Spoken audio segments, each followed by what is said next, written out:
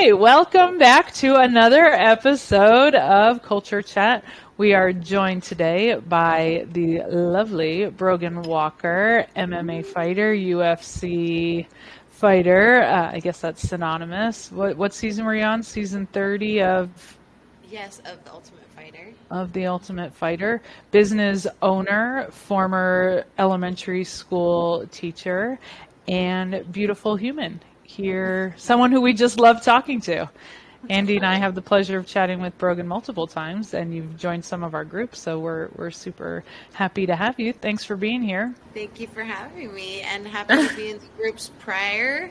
You introduced myself way better than I could, but taking your course earlier really helped me with just being in front of the camera in general, and so here we are today.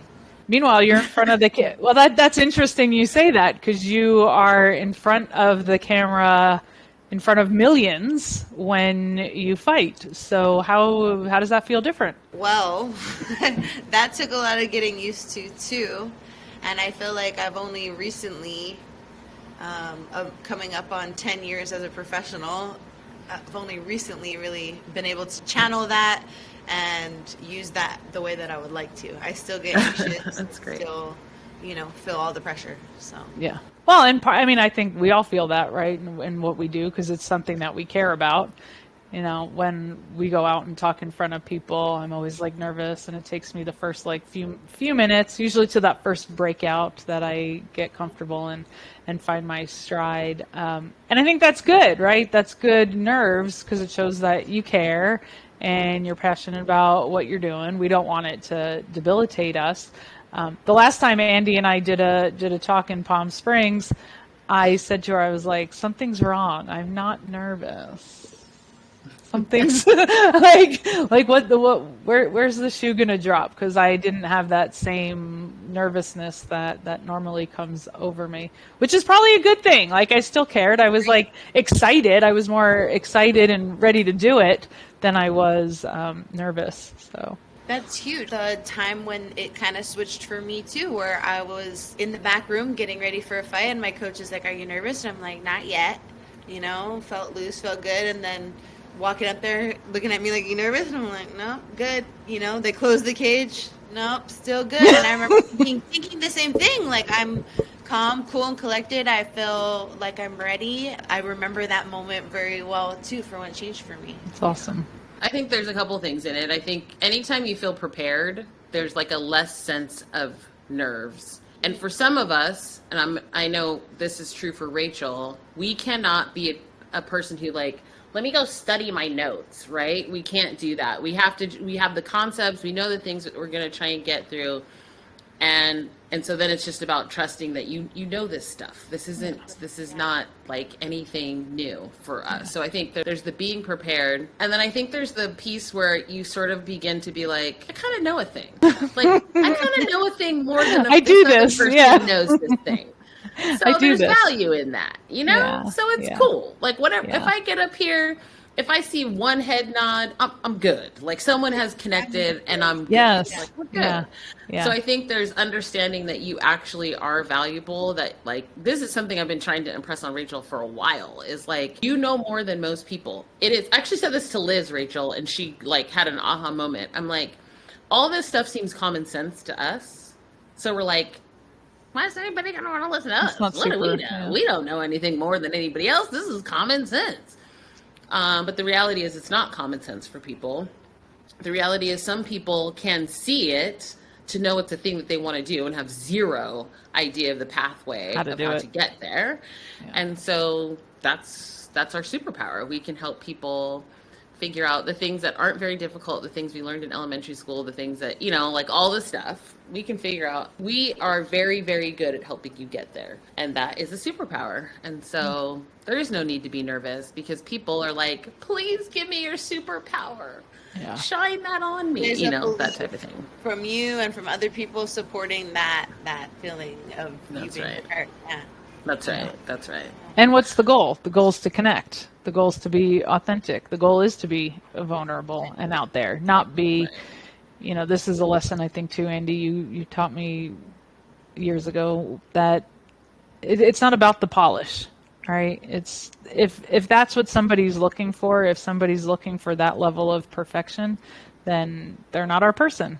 You know, that's not where we're at. So, right. And that's okay. Like there's other people to bring that, you know, but we have different. It's better than okay. It's nice to know your preferences and move on from no to next a little quicker, right? It's like being nice. aware. I'm not gonna waste my time here, waste my energy here.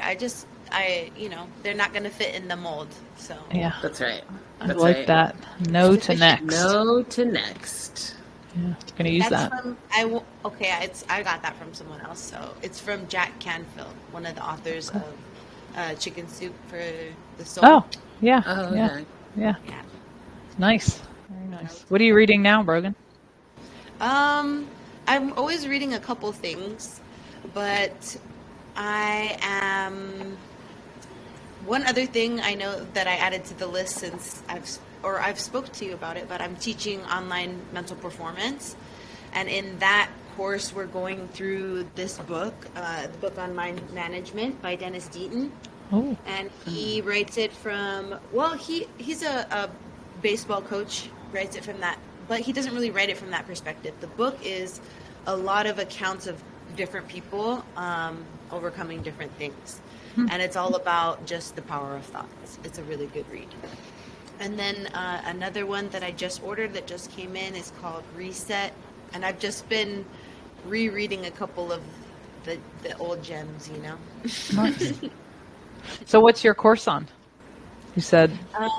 The one that I'm teaching is for a company called Fundraiser University. They do sponsorships for like high school sports teams.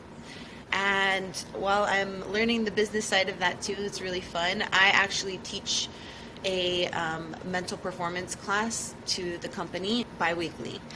And so when I took over the course, the instructor he had just started this book, and I was like his star student, always like excited, first one on, like ready to read. And I loved the book from the get-go. And then when I heard that he would be resigning from the company, I finagled my way in there. You know, I sent out an email. Yes, exactly that. Just offering. And at the time, it really seemed like a stretch because I was new to the company and I didn't really have the systems down myself. And here I am. Let me offer help and everything. But the owner was really open, and he knew that I had at least the training to, you know, work with the team and learn what I needed to learn to help them out. So that's what we're doing. That's awesome. We're going through. The curriculum there is from my mental performance coach, Brian Kane, and it's 10 pillars of leadership. So awesome. What's the one that speaks the loudest to you of the pillars? It would be trust the process, which is pretty ironic because I created my own, I am currently creating my own course called Trust the Process. It's a course for combat athletes that teaches them essentially how to manage themselves. So they learn how to build a network, how to reach out to sponsors, how to work for sponsors and deliver and create those relationships, how to find themselves opportunities, things like that. Exactly. And I learned that you know, I had managers at times I didn't have managers, at times I had good managers and not so great managers. So I think in being so attracted to online courses myself, I thought what's that thing that you know that's kind of like nobody else knows, and that's it, really. That's the thing that my friends and my teammates ask me about. So awesome. And it aligns really with the pillar, which is trust the process. And this one, like I said, speaks to me because it's really what we do on a consistent basis. It's not the new thing that we're learning or the new system that we're implementing. It's the little baby things that we do. And so trust the process. I named the course that to remind all of the participants that you just got to keep rolling with it. Yeah. Yeah. Set that, have that clear goal Set your strategy, and then now work the plan. Keep to the plan, not the next shiny thing. And it is hard. I mean, we're all business owners here, and there's a lot of external factors that come into that we have no control over. You know, what the market's doing, who's ready to buy, who's ready to sign the contract, what the, you know, whatever it is. But we do have to, I find myself saying that a lot. Just trust the process. Trust the process. You're on the path. You're doing the things, you know, and that helps settle the mind. So I love that. So along this line, and I just made up the 20% for managers. I don't really know. So I have a live-in roommate who's an aspiring singer and wants me to get her some gigs. And she wants a gig. She needs some gigs, but she doesn't have enough of a portfolio. You know, she doesn't have like age difference, huh? Yeah, so her expectations are a little out of whack. But you know, so I said, look, you need a manager. I could be your manager, but to manage you, I need to know what your 10 songs, what your portfolio is, so I have something to go talk to people about. So how would you guide somebody who needs a manager? You know, needs to do that. What's the first step there? I love this question. So, and because this is the reason why I'm creating the course. While I'm thinking, what is that thing, Brogan, that you could teach others that you really do have a hand on, that you could just press record and talk about it? And it is my experience in my professional career as a combat athlete. And so when I'm thinking, okay, what's that one thing, right? And meanwhile, a lot of my teammates and friends ask me, how'd you get that sponsor? Or how'd you get that? How'd you get on The Ultimate Fighter? Or how'd you, right? And like I said, I've connected the dots. And so what I do essentially, when backing up a little, I created the course thinking I cannot manage all of my teammates. I don't have the time for it. I'm an athlete myself. Yeah. And I want them to understand as much as I do that I could not do what I do and manage both. I couldn't become a manager, manage all of you adequately, and still be a professional athlete on top of all the other things that I do. Yeah. Right? Yeah. So this idea of like setting the example, and with all of the hard things, like I said, when it comes to building a portfolio for themselves and reaching out to sponsors, I walk them through that. There's a lot of different ways to go about it, and there's a lot of different ways that I've experimented with over the years. And I guess looking at feedback, it comes to a lot what your guys' culture is, which is I don't have time to get to know everyone and manage them. And so when I'm creating my course content, it's been a really slow process because I'm answering questions ahead of time. So I'm thinking, what they're going to need to build their portfolio, what they, things like back planning for, say like a sponsor packet. A lot of my colleagues and teammates think that sponsorship is just going out and asking for money. And if you do that, it's not going to work well for you. It really won't. Even the people, the big UFC fans that are hyped for you and they're excited for you, they are not necessarily business owners that are in a position to help you in that way.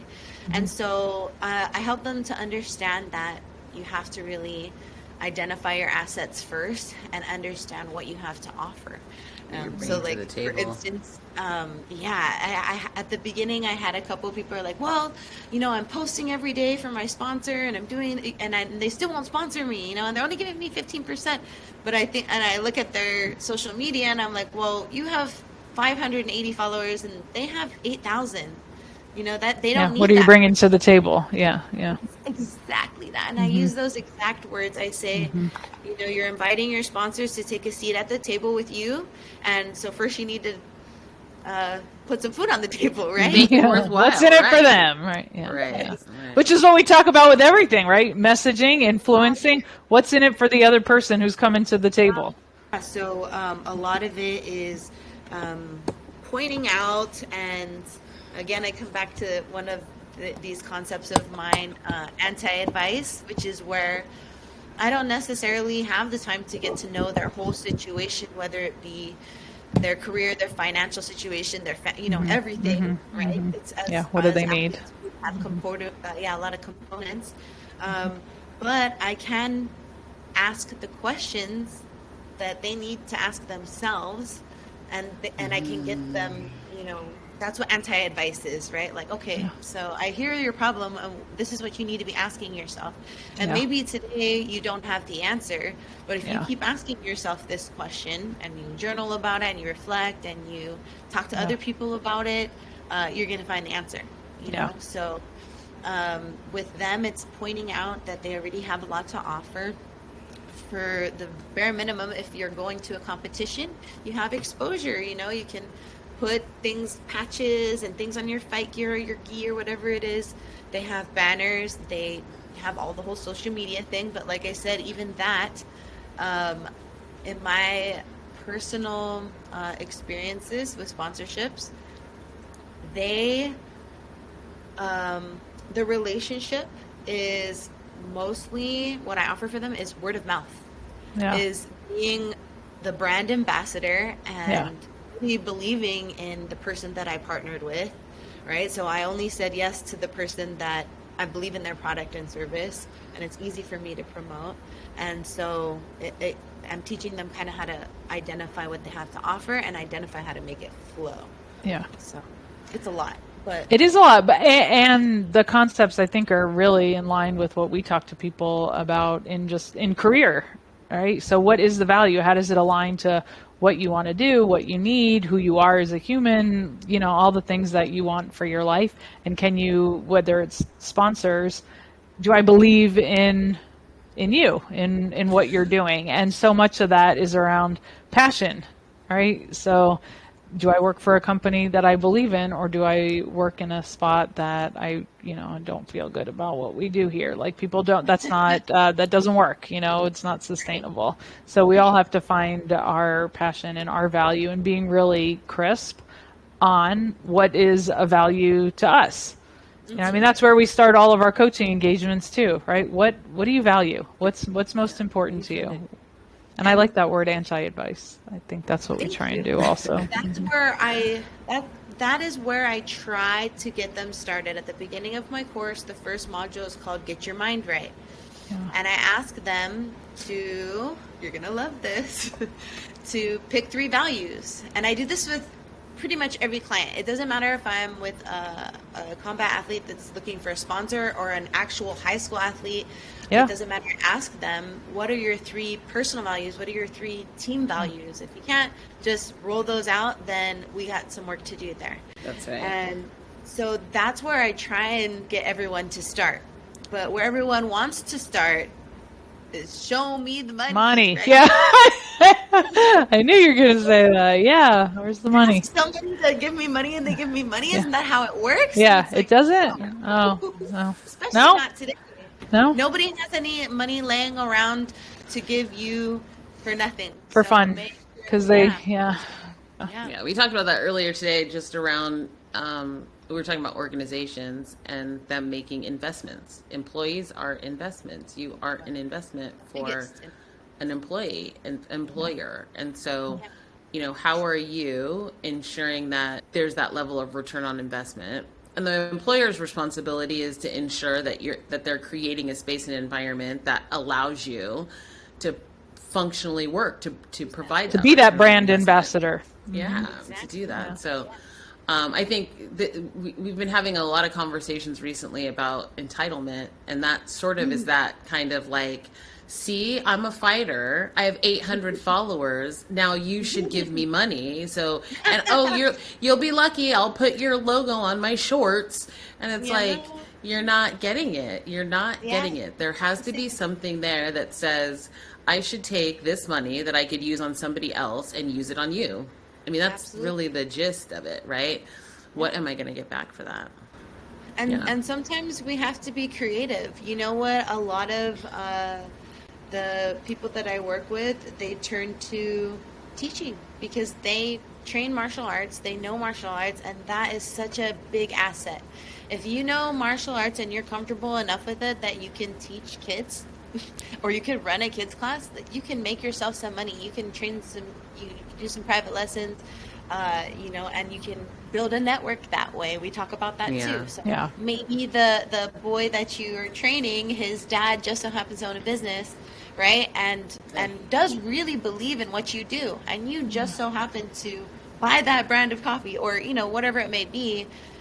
He introduced you to whatever. You might not be getting a Budweiser size deal or a Nike shoe deal. Like, you're probably going to get $200. You're probably going to get $500, and that's the way it starts. And your work is to continue to build up value that says, look, you should give me $1,000. Look, you should give me $10,000, right? And I think that that's a piece that's very, very lost on most folks.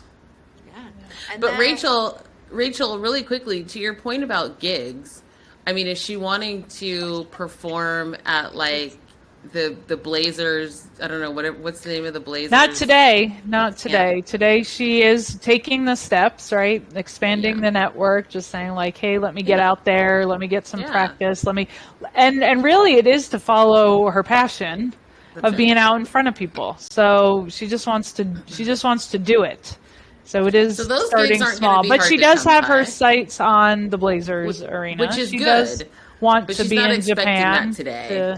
No, not today. So it's good. Tomorrow, so getting gigs. I mean, everybody at some point has some kind of company party, company picnic, but she doesn't have a product. She doesn't have a firm portfolio yet of her offering. So that makes sense. We're there with our passion, and that's commendable. But we need what's in it for them? What's in it for the people listening? And what do they want to listen to? So even as she's building her portfolio, who's her audience?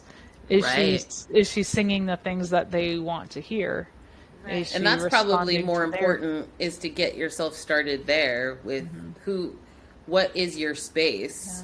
Yeah. And who is your audience, and then you go out and get gigs. Yeah, I'm doing a lot of pro bono coaching, and with my roommate. With your roommate, your high maintenance sometimes drama filled roommate. Yeah, and just in case for anyone who's listening, this is code for my 10-year-old daughter. Okay. Oh man, so switching gears a little bit, Andy, one of the reasons we wanted to talk to Brogan was because you had read Ronda Rousey's last book. In all fairness, didn't get through the book, but that's saying something. But did see a series of commentary on it and saw a series of interviews she herself did. And really it just kind of begged the question about personal accountability. When does confidence, which we want everyone to have, turn into delusion? I don't know if that's the right word, but where does lack of ownership, right? Yeah, where does having confidence in yourself transition into you all of a sudden nobody else can get credit? You're sort of pumping yourself up so much by maybe putting others down, and the whole cycle of that. So I really was sort of intrigued, because it seems like a lot of people. She was iconic. I mean, she was, and polarizing, no doubt, but iconic in what she was able to do in her career. And so I think I just wanted to gain some insight from you on kind of, what are your thoughts on sort of where she's at right now, kind of her communication, and then what people are in the industry are saying about her, right? Kind of what her legacy has turned into. Loaded. Yeah, and that was a lot. Because also, is this a cultural thing? Is that is that part of the culture of fighters? Is that what we do? I don't know. I don't know enough about it. I can speak a little bit on that. Unfortunately, to the latter part of your question, I don't think I could speak on really what has been said about her in the media because I don't follow. As far as I know, she lives here in California, up in the high desert with her boyfriend or husband, and they live on a farm and they're doing good. That's as far as I know. But what I will say is, in regards to like the book and her career, and I think what Andy was getting at was the perspective, right, that she brings to the culture of MMA. Because of course she is an icon and was a pioneer for women's MMA, certainly. Right, she was the one to say, Dana, I'm going to be in there, and the one to initially be in there as a woman. So iconic and a pioneer for sure. But I think with the accountability part of it, I think that it is the line that we walk as martial artists to have our ego in check and be able to do what we do, like be able to walk into a cage, lock yourself in there, and it's you against that other person. It's like I said, a very fine line that we walk, and so we see it in other professions as well, that kind of like borderline crazy, like, hey, you took it a little far, right? But I think that's what this is, right? Is that I read her first book, and I was more of a fan of Rhonda before I read her first book than after I read her first book. And a lot of that has to do with the fact that to my core, I'm a martial artist. And I think that that's where she dropped the ball, unfortunately. As martial artists, we have to keep our ego in check. That's what separates. That's really us from the animals. It is. I was gonna say something along those lines, and I'm like, that sounds too much, Brogan, but it really is. We have the choice to use our powers for good, and that's how I teach all of the kids. Like, I'm teaching you guys how to choke each other out, how to head kick each other. Yeah. You gotta discipline. Right, yeah, that is the Spider-Man. With great power comes great responsibility, and the kids get it when you say that, like Spidey. They're like, yeah, I understand, and they do understand it on their level at that point, right? But that's what it is. I think in my eyes, I see that, and I heard Mike Tyson say this on something earlier this week. Just a clip of him. He said, everything in life makes the strong stronger and the weak weaker. Saying, like, it's your perspective, bro. Like, it's what you're doing and how you're transmuting everything that you're going through. Because guess what? Everybody goes through things, Yeah. And so I think that it was sad to me to read the story of her going through things and sadly it being so hard. In reading her book, I felt like there was a lot of pressure from her mom and her coaches to perform. And I know from personal experience that takes a lot of the fun out of it for you. And if the fun's not there, we talked about this earlier, you're not going to do it consistently. And if you don't do it consistently, it's just the way things are, right? Like, it's a snowball effect. So I think there's something to we like to say grounded, but it's almost like connected to the value. There's a reason why you started to do a thing, right? And for most people, when you're Rachel's roommate, the why right now is there's not a financial benefit to that why, right? It is a fulfillment of some sort. It is like when she can get up on stage and she can express her art and her creativity. that's steeped in something different, right? And I think that sometimes what happens is you have this thing that you're doing because you love it, and you're doing it because you love it, and then someone's like, hey, I'm going to pay you to do this thing, and you're like, cool, I'm going to get paid to do this thing that I love. And then all of a sudden it becomes about the money of the thing, or the fame, or or whatever all the stuff is, and it's completely not linked back to you being this kid that enjoyed to do this thing, right? So it's almost like we talk a lot about North Star, right? And like, what's your guiding principle? We talk a lot about values. It feels like, and I think first of all, I want to say, to overanalyze what her situation is, how what has happened in her life is manifesting itself in this way. I think one could easily say, okay, I think you can link some things, like, you mentioned her mother. I think you can link some things probably back to her father's passing. I think you can, there's probably a bunch of links as to why this has transpired in the way that it has. And so I think and this is where we put the disclaimer: we are observers of life, not psychiatrists. We're observers of life, and let's have a little empathy and compassion, because everybody's like going through their stuff and coming from places that they're coming through, right? Yeah. But that being said, and we started with her as a topic, but I feel like you could insert so many names here. How do you think, as you gain popularity, as people are no longer saying no to you, as you are being, kind of worshipped, how do you stick to that? How do you stay grounded in what your values are and your whys? Because it seems like a lot of people struggle with this, right? I'm like, are you asking me that? I don't know. You were recognized in the supermarket.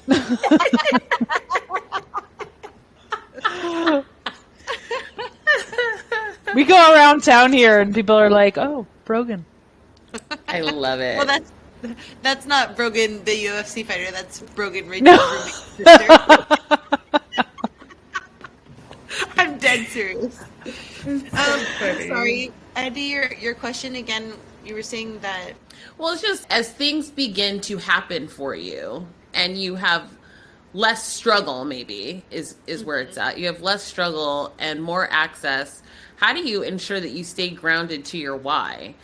Because I think, and I'll just add this on top, because I think, Rachel, even in the work that we do, right, this is the constant thing that we're like, you're miserable. Well, like, what do you want to do? What do you do? What is your value and your purpose, right? So I don't know, how do you stay connected to that when it seems like it's such a distant thing, because you've got all the other stuff going on? I love this question. And I'll try and say it as simply as I can, that a lot of it has to do with belief, right? So when you get to a certain position, there's different perspectives you could take. You can be thinking, yes, I've earned this, I've worked so hard, having that maybe entitled, maybe just confident attitude of, I belong here, I deserve to be here, right? And then there's also those people that get to a certain point, and they're there, but they're like, I can't believe I'm there. They're like not actually presently there, right? And so for me, I think it comes down to continuing. So if you're at a certain level, you've already done this much consistency. I think the key to propelling yourself forward is just to take that same block of consistency now, put it in front of you, right? And say, okay, what are the things that I need to do every single day to believe that I can perform the way I need to do, or that I deserve the thing that I'm looking to have, whatever it may be, whatever the may be. It's one of my favorite terms. I don't really know where I got this from. I think from a book, but back planning. And it's that, here's the goal, here's where I'm at, and we're going to plan it out in between. What does this look like specifically? And that's a real general thing, right? There's a lot of ways to do that, but it's the idea of the GPS. You put in where you want to go, you put in where you're at, and puts everything in between for you. So, and you can take either the highway or the scenic route. Yeah, exactly. And there's an accident over here, so forget that. Like detour. Adjustments. Yeah. Detours, yeah. Well, and I wonder too if some of your perspective, because you seem very grounded, Brogan, is your long history of being in the martial arts space, and just that meditation, that being present, all of that probably comes as pretty naturally to you maybe at this point. I'm not saying that attention doesn't need to be paid and you keep doing the things, right, like we're talking about, but it comes it's more part of your day-to-day now. Like, it's just how you think and how you approach life, of being present and being grounded, and how much that getting into martial arts at a young age and really helped you through a lot of things, right? Just really gave you purpose and clarity.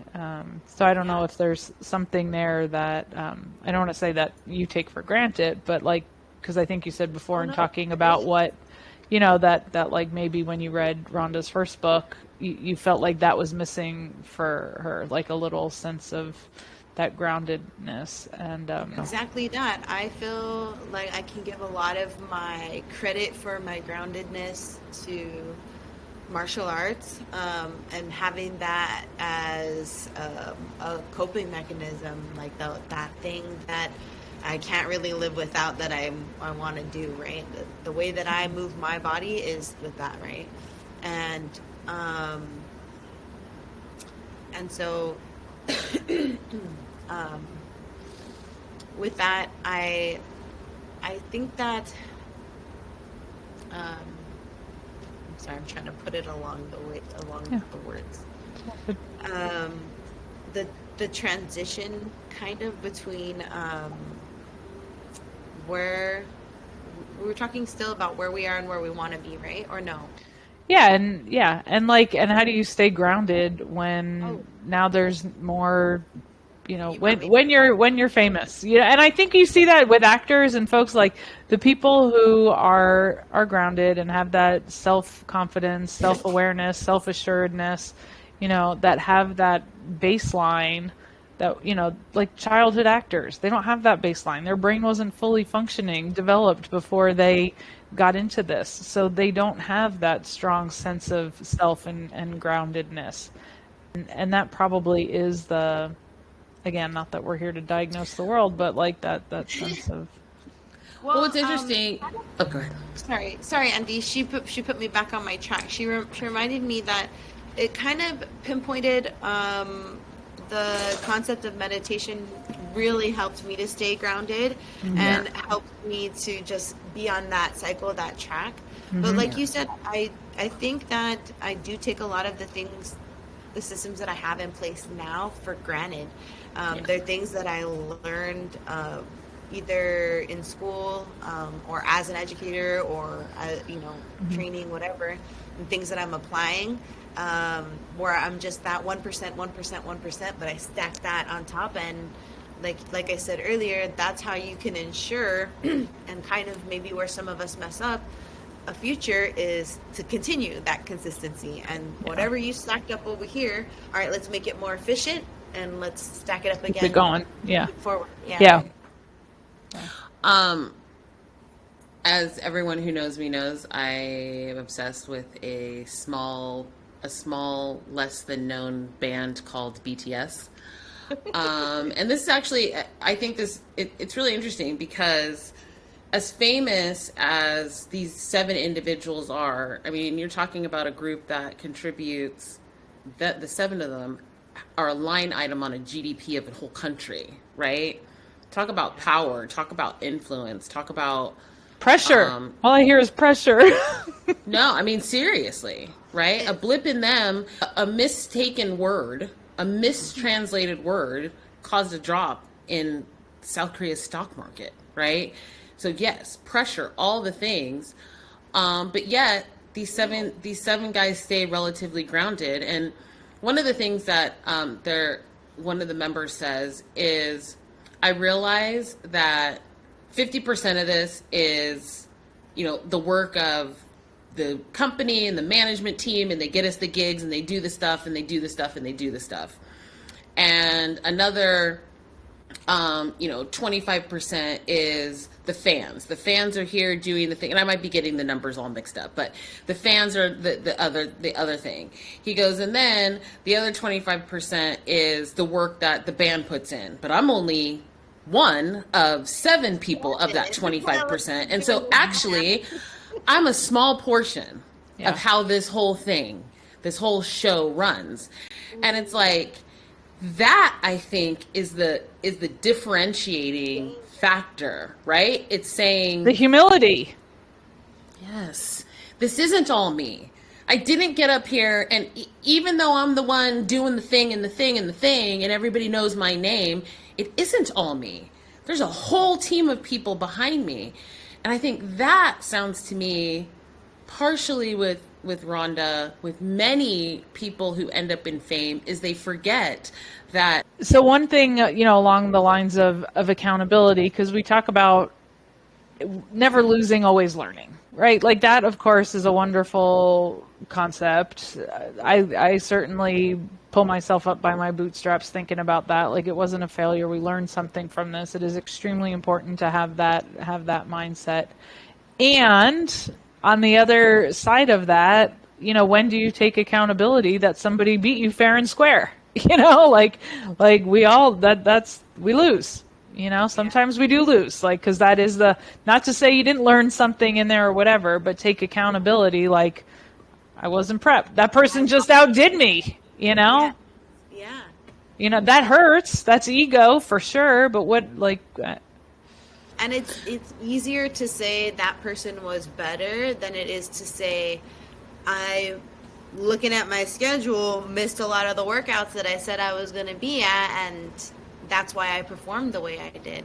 And so the differentiating factor that we're talking about is the person looking at themselves very specifically, right? And keep asking those questions of anti-advice, like, what am I missing? What did I do? Yeah. Why is that person doing so much better than me? And in combat sports, when it's one-on-one, somebody has to lose. Mm-hmm. Oh, yeah. Doesn't mean you're a loser. It means somebody has to lose. So on any given day, you may have done nothing wrong. I'm sure there's tape you can go through and you can see where one or two or whatever. But you may have done nothing wrong. Someone just may have been better than you that day. Yeah. It doesn't mean they're better than you. Yeah. It means they were better than you that day. And or that you didn't do your best. It could be either side, right? It really could be I was sick, I was and all the excuses.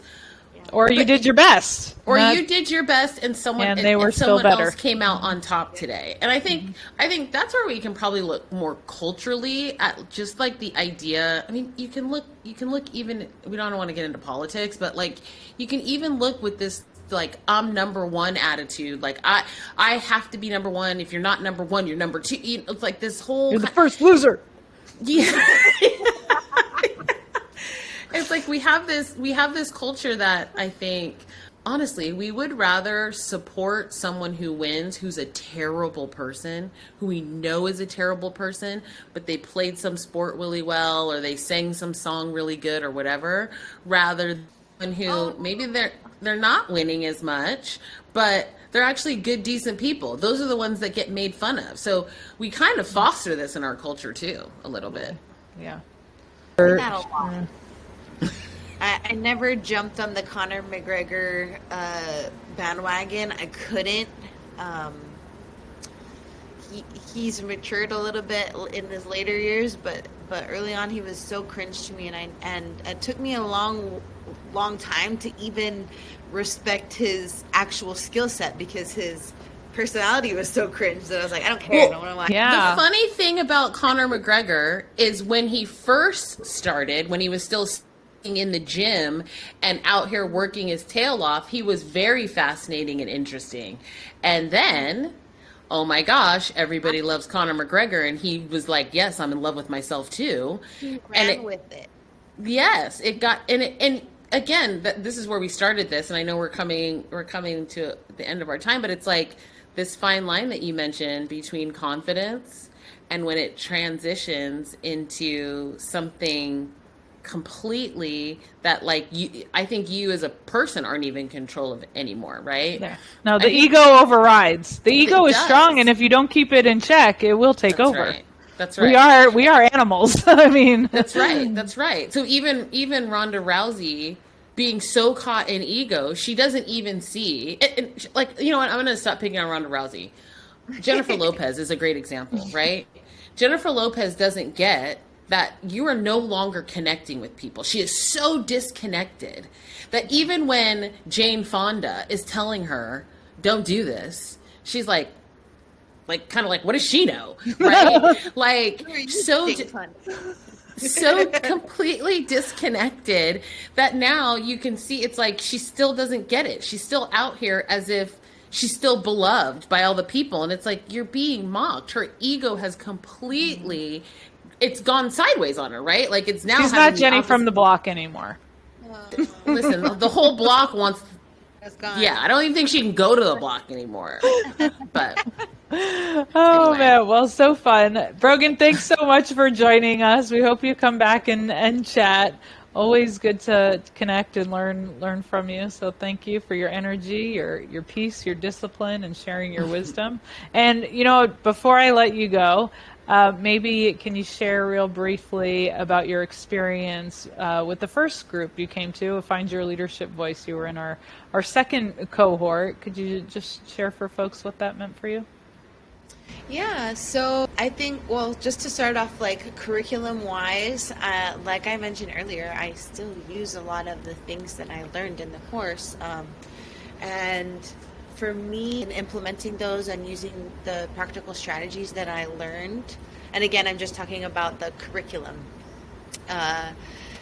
I need to keep it simple.